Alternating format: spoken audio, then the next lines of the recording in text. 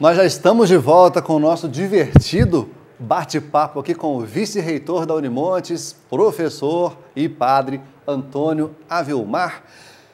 Seminário, 16 anos. Como é que foi essa transição? Porque você vem de uma vida cheia de liberdade e entra num seminário que já é uma situação bem mais rígida, bem mais dura, né? Sim, a entrada no seminário, ela antecede também um período assim muito importante na minha vida, que foi, na verdade, a passagem pelos grupos de jovens, né? Eu fui membro do grupo de jovens Nova Aliança, lá no Sintra, e membro da Casa da Juventude São Luís Gonzaga, que era a Casa da Juventude onde o Padre Henrique era o nosso grande mentor e orientador, né? Então, antes, então, assim, foi um momento também muito importante, porque o Padre Henrique, ele propiciou a toda a juventude lá do bairro momentos muito importantes, né? E eu falo assim que foi o Padre Henrique um dos grandes responsáveis, assim, pela própria formação cultural minha e da parte da juventude, porque o Padre Henrique foi o primeiro lá no bairro a nos oferecer uma biblioteca. Então, lá tinha os livros, lá tinha jornais que ficavam disponíveis em cima das mesas. Então, assim, eu criei uma paixão pelos livros. Eu acho que isso contribuiu muito. Eu comecei a gostar de ler. Gostar de ler no início, jornais. Uma dificuldade, depois virou paixão. Virou paixão, as leituras, essas coisas todas. Então, essa convivência ali com o Padre Henrique, essa convivência, foi fazendo com que a gente fosse despertando também para a vida religiosa, né? Apesar que, quando eu era criança, minha avó já dizia assim, você vai ser padre, né? A sua avó? Minha avó. Sim, porque ela tinha lá na casa dela um caixote, não era um oratório muito sofisticado, né? Minha avó, ela tinha vindo aqui da região de Mucambo Firme e veio trazendo também toda a religiosidade popular, e lá no canto da casa dela, né, tinha um caixote, tinha um quadrinho pequeno do Bom Jesus, e tinha os santos. Eu gostava de ficar ali olhando aqueles santos, aquelas coisas bonitas, né? Mas era a sua vontade, ou você tinha sonho de ser alguma outra coisa quando crescesse? Não, inicialmente eu rezava, pegava o avental de minha avó, pegava lá os beijus, né, que tinha lá, as farinhas de milho, e celebrava missinha lá para os meus... Não é? Tinha umas pequenas tacinhas assim, pequenas, a gente arrumava quiçuco, né? Quiçuco era o vinho. Era vinho e farinha de milho, e com isso a gente celebrava a missa e distribuía as hostiazinhas para os meus primos, né? E meus irmãozinhos que ficavam ali. Então, esse foi um primeiro momento. No segundo momento, eu acabei ficando em dúvida com isso, com os 16 anos, e eu pensava em ir para o Exército. Aí eu queria ir para o Exército.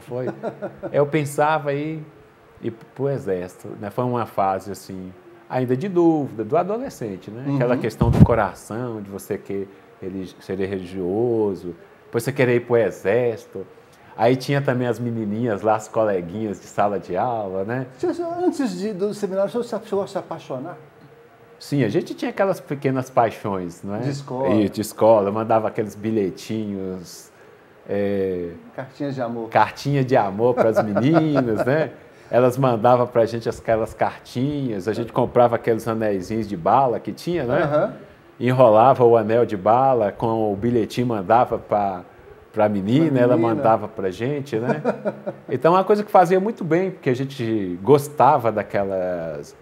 Era um amor puro, né? Gostar daquilo, o despertar para as paixões, para a vida, né? Para a vida. Eu tinha duas coleguinhas, assim, que eu tinha, assim, um carinho muito especial para com elas. Gostava delas, né? E elas também gostavam de mim, né? Inclusive, teve uma que eu fiz uma poesia, e essa poesia eu guardo até hoje. É mesmo? Eu fiz um acróstico para ela. Que maravilha. Isso eu guardo até hoje. Está lá, né? Tá lá guardado, eu guardo. Está amarelo, mas está guardado. Guardei, né? Então, essas questões importantes. Então, acho que aí depois, com o passar do tempo, eu fui tomando essa decisão de querer ir para o seminário. Depois de um tempo, eu comecei a frequentar os encontros vocacionais, porque inicialmente eu não queria ser padre, inicialmente eu queria ser irmão. Sim. Irmão. E aí foi numa época que aí eu fui procurar o Colégio Marista. Aí eu fui lá para o Colégio Marista, na época estava aí o irmão Auro, né? E foi com o irmão Auro que eu tive os primeiros contatos. E aí depois foi meu orientador, o irmão Luque. O irmão Luque era um grande professor de física, de filosofia. E foi ele, então, assim, que foi me encaminhando até o ponto que eu cheguei aí tomar a decisão de ir para o seminário. Foi uma decisão um pouco dolorosa, né? Sua mãe ainda era viva e acompanhou essa transição? Minha mãe era viva, por isso ela era contra a minha ida para o seminário. Contra? Minha mãe era contra. Minha mãe dizia que ser padre é uma atividade preguiçosa. É mesmo? Ela falava isso comigo. Falava, não, ser padre é preguiçoso. Você está caçando vida fácil, esse tipo de vida fácil. Não quero isso para você, não. Tanto que ela fez oposição e não queria que eu fosse para o seminário. Inicialmente, ela não queria que eu fosse para o seminário e fez toda a dificuldade. Tanto que no dia que eu fui para o seminário, eu lembro que foi uma coisa muito difícil. Chocante. Né? Muito chocante. Porque, de um lado, ela chorava muito e dizia que eu nunca ia mais voltar e essa coisa toda. E eu, do outro lado, um menino de 16 anos com a mala na cabeça para ir para o seminário, naquela indefinição e naquele sofrimento todo, né? Querendo tomar aquela decisão de querendo ir para o seminário. Como eu era menor,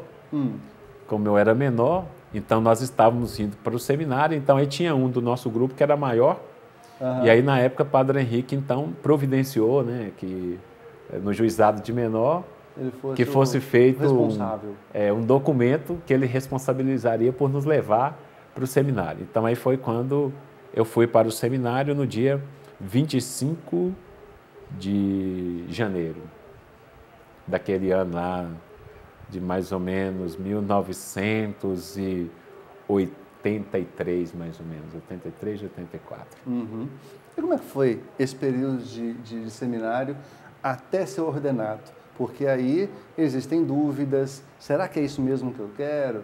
Ainda aprontava porque ainda era adolescente, mas depois falou assim, não, é isso que eu quero e vou me ordenar. O seminário é uma fase de discernimento, né, onde você vai tentando fazer seu discernimento. Então ali, na verdade, estava ali um grupo de adolescentes, eu fui inicialmente para um convento lá em Caratinga, né, morar com os frades carmelitas. E aí você imagina, né, um menino de Montes Claros, sair daqui para ir morar num convento. Distante da família. Distante da família. Meu superior era um padre holandês, por quem eu tenho estima até hoje, porque eu digo que ele também foi muito responsável pela minha formação intelectual. No seminário eu terminei de fazer o 2º grau, né, as últimas disciplinas, porque quando eu fui para o seminário eu estava na 8ª série ainda. Né? E eu falo assim que ele fazia uma coisa que ninguém nunca fez. Todo bimestre ele pegava a minha caderneta e olhava as minhas notas. Você tirou 70 em matemática, no semestre que vem você tem que tirar 75. Você tirou 75, no outro semestre você tem que tirar 80. Você tirou 80, no outro você tem que tirar 90. Então a lógica era essa. Era a lógica dele. E a determinação era, tomou recuperação ou tomou bomba, está expulso. Então você tinha que estudar mesmo. Tinha que estudar mesmo. E no seminário era uma vida muito difícil, né? Uma vida muito difícil, primeiro porque, imagina, você é um adolescente, ter que levantar todo dia às 5h30 da manhã. A rotina era levantar às 5h30 da manhã, 6 horas você tinha que estar na capela para a oração das laudes. A oração das laudes de manhã, né? Aí terminava a oração das laudes, tinha o café. Aí terminando o café, você tinha que ir para os estudos. Começava às 7 até 11h30. 11h30 você tinha que vir correndo, porque meio-dia era a oração do meio-dia. Era a hora da oração do meio-dia, então você tinha... Era a hora sagrada. Aí tinha oração do meio-dia, aí tinha um almoço. Todo mundo em silêncio. Não podia conversar. Durante o almoço não podia conversar. Era comer. Exatamente. Então, durante o almoço, todos ficavam em silêncio e na ponta da mesa ficava alguém lendo um capítulo de um livro. Podia ser uma história de um santo, podia ser um capítulo da Bíblia, né?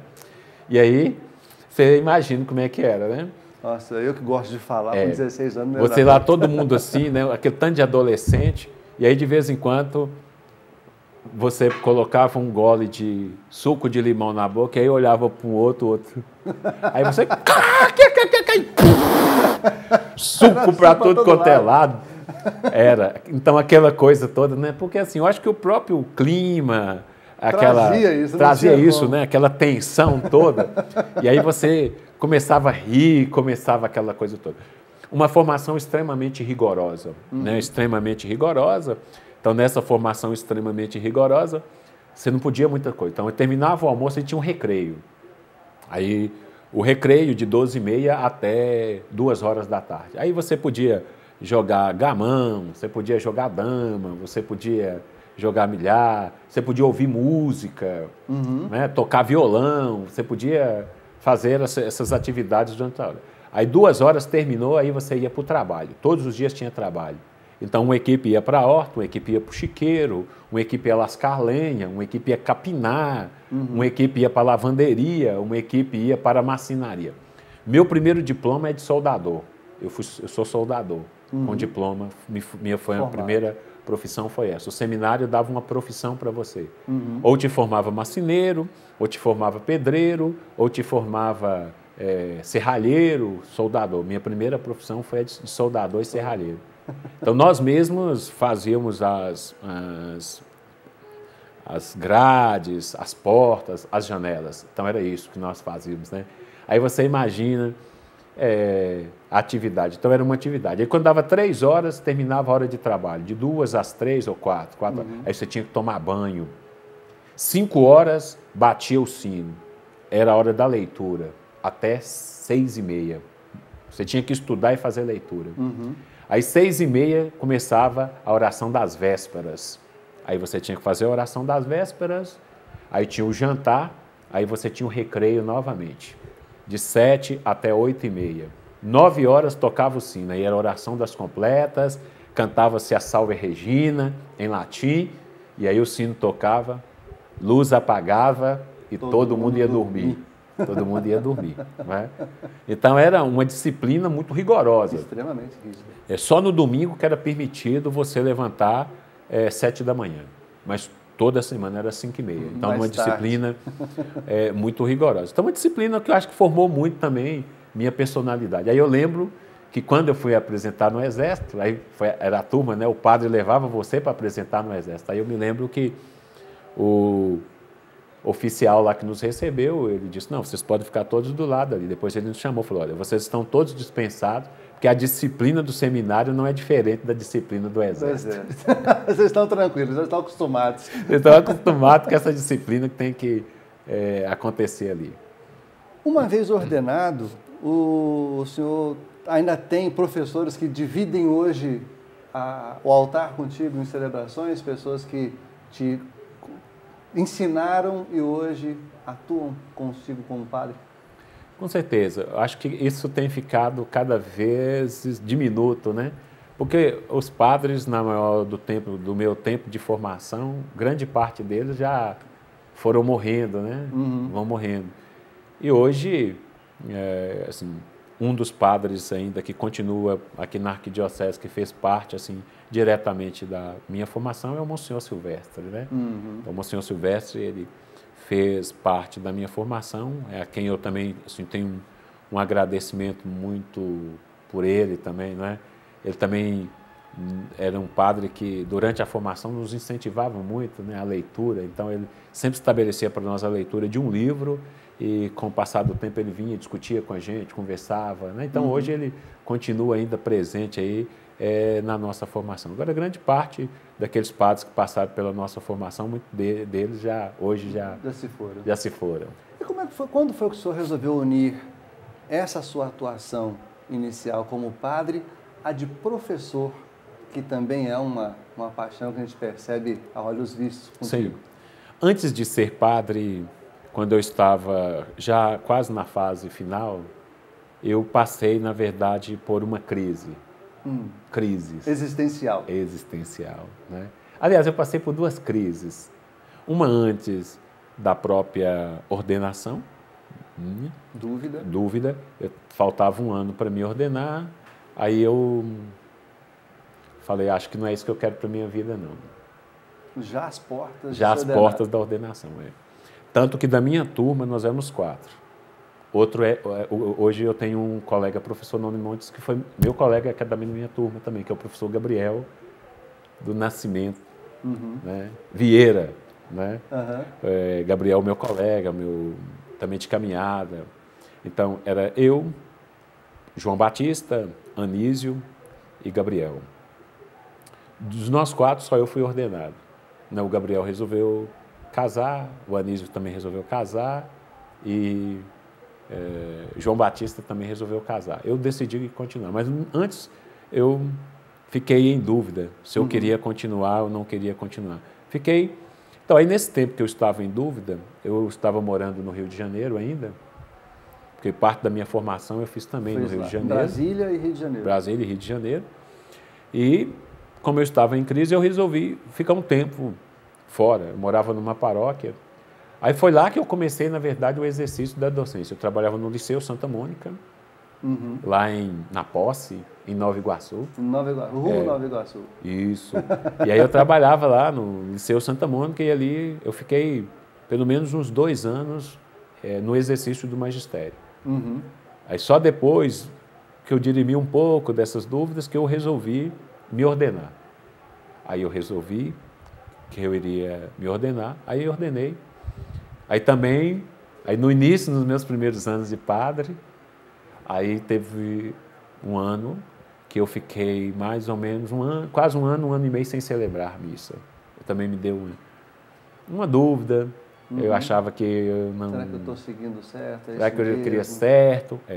Porque dúvidas, na verdade, você tem sempre, né? Em tudo. Eu falo que a vida do sacerdócio, como no casamento, né? Se você casa, com certeza, todos os dias você faz essa pergunta, né? Será que vale a pena continuar? Acho que é uma pergunta que faz. Também. Acho que no sacerdócio é uma pergunta que você faz todos os dias. E eu sempre digo para as pessoas que, na verdade, o padre, ele é um ser humano como qualquer outra pessoa. E como qualquer outra pessoa tem paixões, como qualquer outra pessoa tem amores, como qualquer outras pessoas tem sentimentos, né? Como qualquer outra pessoa, ele tem dúvidas, como todas as pessoas. Então, acho que, na verdade, a vocação é todos os dias você levantar e dizer um sim e entender que vale a pena você poder continuar naquele ministério que você tomou a decisão de seguir. Pessoal, o tempo parece estar voando e a gente já tem que fazer mais um intervalo. Mas segura a onda aí, que tem uma história aí de fazendeiro. A gente conta isso já depois do intervalo. Já volto.